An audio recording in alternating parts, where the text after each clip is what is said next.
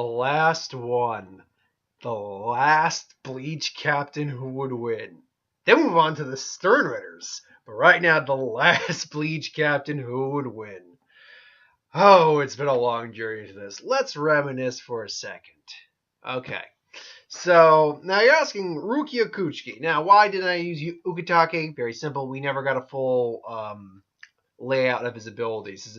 We know he can use Kido pretty well. We know he's a good swordsman. We know what his Shikai did. We had no idea what his Bankai did. Same reason I didn't use Shinji for Squad 5. It didn't make sense to use someone who's or Unahana for Squad 4. It just made no sense to use someone whose abilities we just didn't know enough about.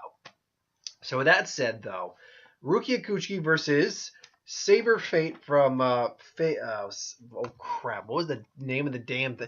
It was an anime I did not watch. One second. Saber Fate from Fate's Day Night. That's it. Now, so the reason I did this is really kind of simple.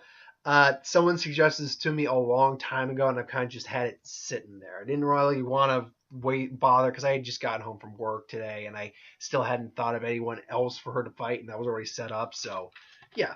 So let's go over it. Rukia Kuchiki is a Soul Reaper. She's like any other Soul Reaper. She's physically stronger than your normal person. Even stronger or endurable for her size, definitely.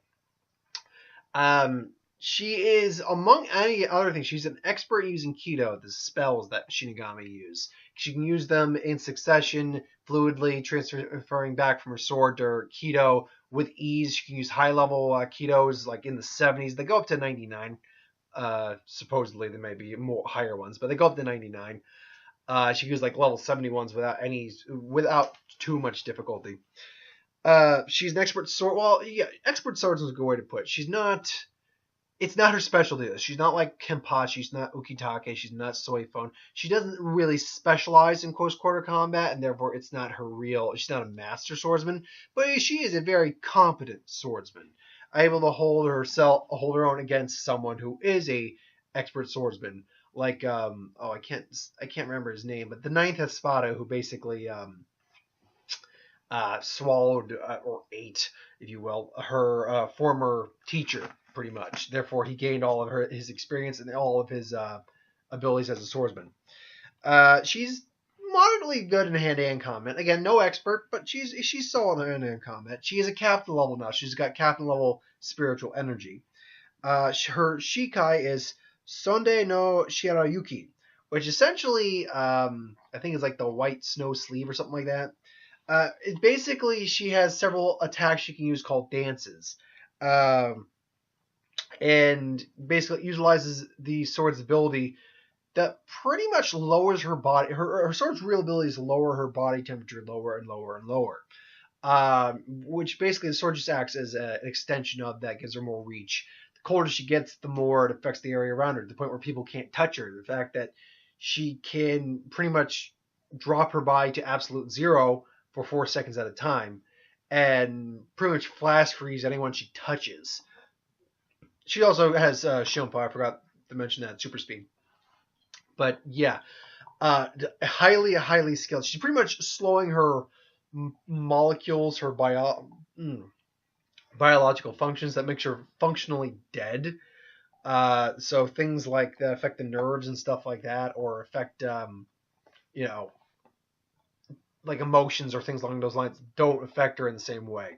Hence why Asnot's fear stuff wasn't affecting her in some way.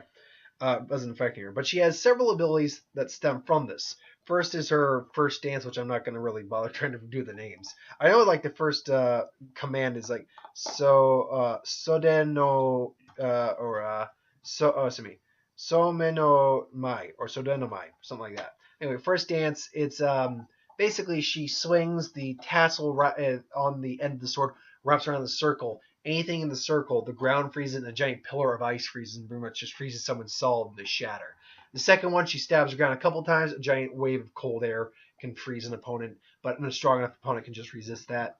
The final one is basically her third dance, which pretty much encases the sword in ice. If the blade's broken, she can regrow the blade. Otherwise, it's just extending the blade's tip, and anything the blade hits starts to instantly freeze. Her Bankai, wait for it, Haka no Togani or Togon. Basically, it's like a flash freeze effect. She immediately goes to absolute zero, and the entire square area is just flash frozen, completely, utterly done, frozen solid. And my nose is still itching and it's bothering me. But however, she can't move in this form. So she is at absolute zero. She moves at all, she will crack and break and everything like that. Even her brother had to come and basically just like, thaw slowly. Otherwise, it's gonna get bad. So yes, she's been beaten quite a few times. She's nowhere near invincible. So Fate, or Saber Fate, I should say, from Fate Stay Night. She is a. Because I don't really know the basis of the show. I know the very base principle of the show, but I've never watched it. Point being, though, I do know enough about it to talk about her. She is more or less the reincarnation kind of King Arthur in a sense. She's helped. It's like people have kind of like chess pieces, and she's there to serve someone. As such, she is a proficient warrior. She's skilled. She's a proficient swordsman, but that's actually not her bread and butter in terms of actual combat. Her actual bread and butter is using her magical energy to aid her in combat. She has God knows how much magical energy. She has something called a noble phantasm, which basically hides her blade and can strike with an invisible blade. That when she does strike, she fires a beam of light that can pretty much destroy an opponent. She already has a healing factor thanks to her magical energies, and her armor can be repaired too if it gets damaged. However, her sword Scabbard, Avalon, gives her a healing factor to the point that unless you took her head off, she's not going to be killed. But even then, when she wants to, she can form a shield that pretty much is impenetrable. She is capable of running up walls. She can't fly, but she can run up walls.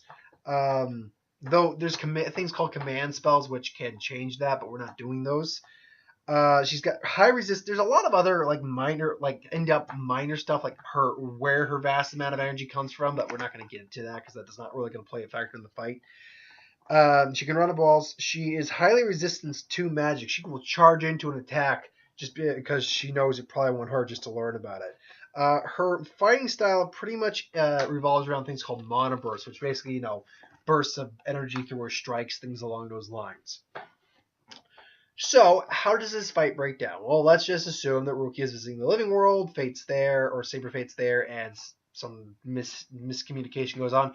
Fight commences.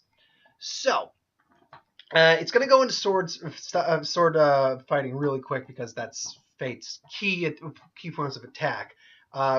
Tries to attack with an invisible blade. Being a Shinigami, she can probably sense the blade in some way, shape, or form. So Rukia is able to avoid it. Misses being attacked by a light. She uses probably like a Bakudo number 4, which is the pale lightning. So Bakudo number 4, and Fate or Saber gets a minor like ding, just ding. So then they go for attack. Monoburst of her Shinigami sword. Rukia's on the defensive, not because she's the worst swordsman. Actually, I think she's honestly the better swordsman, but because of the style that Saber utilizes into her attacks, which is enhanced attacks with her energy and magical energy, she's got stronger blows, and therefore it's pushing her back. So immediately, Rukia's going to have to go dance. One second. Dance! Well, I don't get the name right. Soda no Shirayuki! And then, the blade's like, and immediately Saber's like, there's something off about that blade. Or it's like, something doesn't feel right. It's like, Rukia comes in again, swings, all of a sudden misses, but all of a sudden Fate knows she's in a circle. She immediately gets out of the circle last minute. That beam of light comes up, like maybe a bird actually gets caught and gets frozen. It's like, I'm sorry. And Rukia's just, oh no, what have I done? So now they're fighting again, blow for blow. Again, Rukia is still probably on the defensive in this, but she's trying to throw keto spells out there. But Saber's. I keep going Fate. Saber's pretty much tanking most of her blows. Even subtle stuff like a Bakudo, a low level Bakudo, probably she would resist it or just break it like Ichigo did. So now it's like now Rukia goes into the second dance. I can't remember his name, but it's a rushing wave of ice. Fate comes in, just and then shing, gets frozen, but then immediately breaks through the ice. Rukia gets impaled to a degree, just but immediately she's lowering her body temperature to first off kind of preserve herself a bit more, and also it's starting to affect the sword. Even Fate's or I keep saying Fate's, even Saber just like sees her sword starting to freeze, like, oh, I gotta get my sword out of here, and just it's surprised, like she sees the sword is like almost brittle. Luckily, it's not broken, but she's shocked by this. And then Ruki's just like, that's enough. And then, no, it does maybe like a level 70 or 80 keto and just fires to that Fate. Fate immediately just blocks her with her shield from her scabbard. And, comes back in again for an attack. And right at the moment attack, Ruki's just like, sorry. And then she just hears Bankai. And then flash freeze with Haka no Tagana, or Tagon. And now the question becomes, because I can't recall if the shield's always constantly active or not for her scabbard. Let me check that real quick, because that's gonna, because there was like, it was a really muddled, basically on how it was really kind of all just crammed and condensed with how that scabbard worked. So 1 second here. Saber, Saber, Saber, Saber, Saber, Saber, Saber, Saber, Saber, Avalon, Avalon, looking for my Avalon, looking for the Avalon, Avalon, Avalon, Avalon, do. Alright, so where was that Avalon, damn it? But that being said, I should also mention Fate has, or I keep saying, it's technically Fate. Fate has great instincts that lead her to the right path a lot of the time. Unfortunately, sometimes you're wrong. There's no other way for me to put it. Sometimes you're wrong.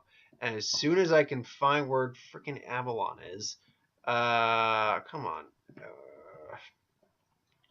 1 second. We're almost there. There you are. So, Avalon, basically, basically, holder of scabbard is granted potential healing. Yeah, we got that part. Its function as a noble phantasm. Okay, basically, she needs to actually call upon it as a noble phantasm to do so. But that being said, it's one of those things that I don't think she could do that in that amount of time, because she wouldn't expect Rukia to just flash freeze, which then basically leads to, Bankai flash freeze absolute zero, and that leads to Saber just being a frozen Sabersicle and then shattered, dead, gone. But there's also a scenario where she's able to activate Noble Phantasm and create the absolute defense and then take Rukia's head off. So the question is, which is more likely to happen? If I were to be the betting man, I'd say Rukia flash freezer is the more likely to happen. But it's not by much. I'd give this about 60 for Rukia, 40 for Saber from Fate Stay Night. But let me know if you think differently. If not, that's cool. Like, comment, share, subscribe. As always, if you want to review something, put in the comments below. Let us know, we'll do a review of it at some point. Ideas for who would win, Star Wars, Superman, Magic, what if? Anything I'm doing in the channel, put in the comments below. Let me know, we'll get to it at some point. What if I'm going to hold off till like Friday or Wednesday, or Friday or Saturday? Just because my schedule is not allowing me to do videos when I've got other things to be doing through the day. Like tomorrow I'm seeing it after work, so can't cram a video in between then. But until then, thanks for watching. Hope you enjoyed, and I'll see you folks next time.